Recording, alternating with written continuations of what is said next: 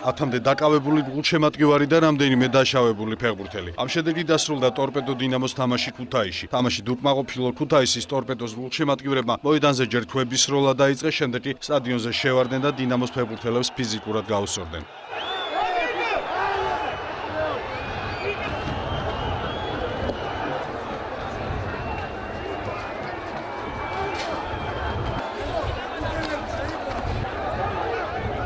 დავინახეთ, რომ შემოვარდნენ, შემოცვიდნენ დიდი ნაკადი ახალგაზრდების.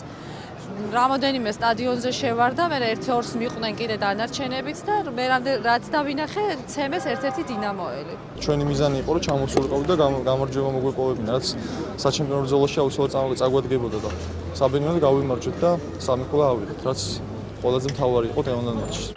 ქუთაისის ტორპედოსა და თბილისის დინამოს შორის მატჩი 70-ე წუთზე შეწყდა, როცა თბილისის დინამო 2-0-ს იგებდა. ინციდენტი ეს შეუძლებელია. ჩვენ ასე ვერ ვითამაშებთ მომავალში. აქ ნეიტრალური მოედანი იქნება, სადაც იქნება თამაში. ეს არის ჩვენი პასუხი.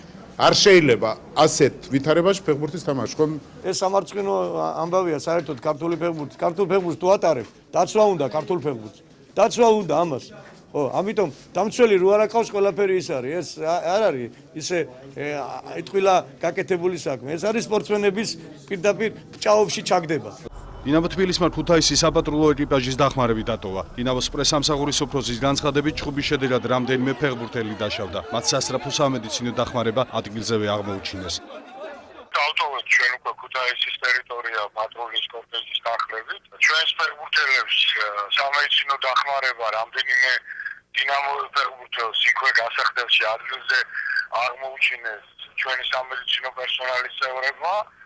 ამჯერად ჩემი ინფორმაციით, ჯანმრთელობას რაიმე სერიოზული საფრთხე არ ემუქრება.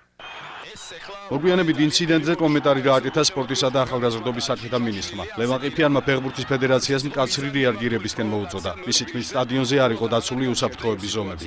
ძალიან ცუდი ფაქტი მოხდა ქუთაისში. რა თქმა უნდა, რეაგირება უნდა იყოს მკაცრი.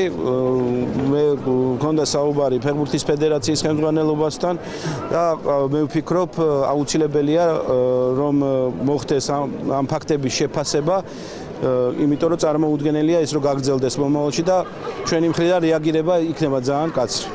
ფეხბურთის ფედერაციის პრეზიდენტი ზვიად სიჭინავა ხვალ აღმასლომის სპეციალურ სხდომას მოიწვევს, სადაც ქუთაისში მომხდარ ინციდენტზე იმშელებენ.